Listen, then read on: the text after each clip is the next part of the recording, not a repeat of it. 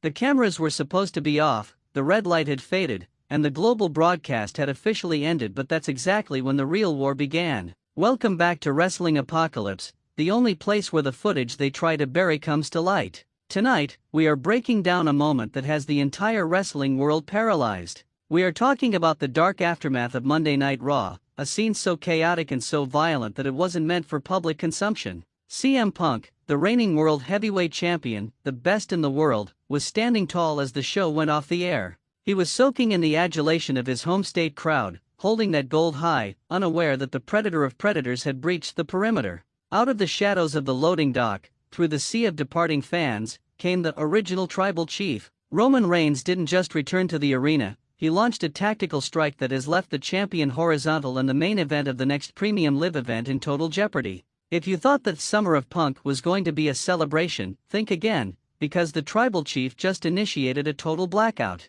The energy inside the arena during the final moments of the broadcast was euphoric. Punk had just successfully defended his title in a grueling main event against Drew McIntyre, and the air was thick with the scent of sweat and victory. As the credits rolled on the screen and the commentators signed off, the house lights began to flicker. Most fans thought it was the standard post-show transition, the signal to head to the parking lot. But then, the atmosphere curdled. A heavy, rhythmic bass started thumping through the subwoofers, not Roman's official theme, but a distorted, raw version of it that felt like a warning siren. Punk was centering, sitting cross-legged, exhausted but triumphant. He was talking to the fans, thanking them for the journey, when he saw the shift in the front row. People weren't looking at him anymore, they were looking behind him. From the crowd, draped in a black hoodie that masked those iconic tattoos, Roman Reigns leaped over the barricade with the speed of a man half his size. There was no preamble. There was no "acknowledge me" promo. There was only a Superman punch that caught Punk squarely on the jaw before he could even uncross his legs.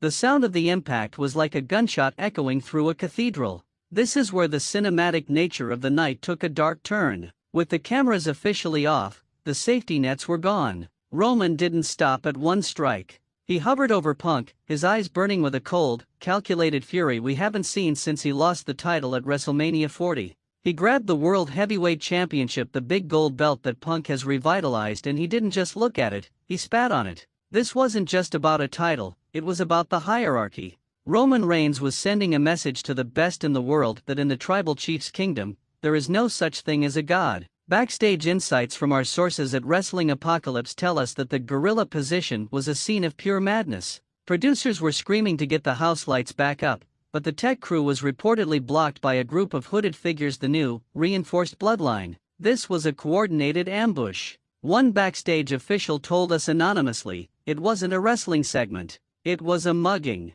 Roman wasn't following a script, he was reclaiming his territory. We've heard that CM Punk had to be attended to by 3 different medical trainers after Roman was finally chased off, and the word concussion is being whispered in the hallways of the WWE medical wing. The fan perspective from the floor was a mix of horror and exhilaration. We've seen the cell phone footage, the grainy, shaky vertical videos that show the true brutality of the moment. You can hear the fans screaming, "Roman, stop, he's already down." But you can also hear the section of the crowd that has been waiting for the tribal chief to return to his God mode persona. It's a civil war in the stands. Half the fans want the hero, Punk, to lead them into a new era, while the other half craves the absolute, crushing dominance of the Reigns empire. The humor in the situation, if you can call it that, is the sheer irony of CM Punk's voice of the voiceless persona. For weeks, he's been talking about how he's the new sheriff in town, how he's the one who cleaned up the locker room. And in 30 seconds, a man he hasn't seen in months walked in and turned his house into a crime scene.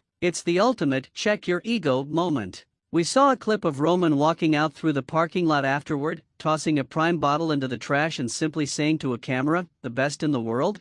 I'm the only one in the world." The stakes for their upcoming World Heavyweight title match are now astronomical. This isn't just a wrestling match anymore, it's a grudge match for the ages. If Punk is truly injured, does the match even happen? Or does Roman Reigns walk into the next PLE and demand the title be handed to him by default? The consequences are felt by every other superstar on the roster. If the original tribal chief is willing to do this to the champion, what chance does a mid-Carter have? The power balance of Monday Night Raw has been completely upended, and the vision that Adam Pearce tried to build is currently lying in the middle of a cold ring in Chicago. The emotional beat of the night was the silence that followed Roman's exit. After the chaos, after the hooded Bloodline members vanished into the night, the house lights finally came up. CM Punk was still on the mat, his lips split, staring at the rafters. He didn't have his usual witty comeback. He didn't have a pipe bomb. He just had a look of realization. He realized that he isn't fighting a wrestler, he's fighting a force of nature.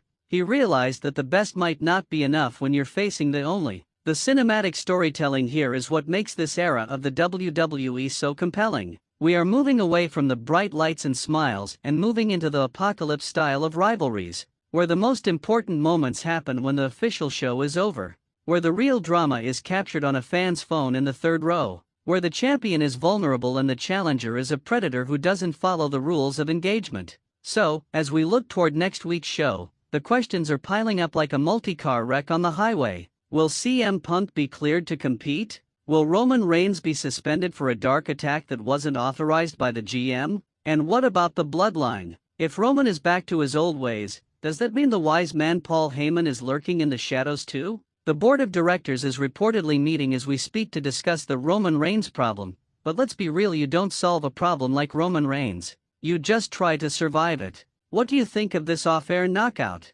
Was it a brilliant tactical move by the tribal chief to get into Punk's head, or did he go too far by attacking a man after a grueling title defense? Is CM Punk's reign already over before it truly began, or will the best in the world use this as fuel to create the greatest comeback in the history of the sport? Sound off in the comments, we want to hear your theories on how this war ends. If you want to see the exclusive, frame-by-frame breakdown of the punch heard round the world, make sure you smash the like button right now. It helps us keep the apocalypse growing and keeps the truth coming to your screen. Subscribe to Wrestling Apocalypse and hit that notification bell, because we are tracking Roman's private jet and Punk's medical reports 24/7. We are the only ones who don't stop when the cameras go off. Would you like me to do a full Roman vs. Punk history video, looking back at every time these two have crossed paths in the last decade? Let us know. Until next time, keep your eyes on the shadows and your ears to the ground, because the tribal chief is back, and he's not asking for permission anymore. Stay loud, stay wild, and we'll see you in the next one. The apocalypse is here, and it's wearing the Ula Fala. We'll see you for the fallout.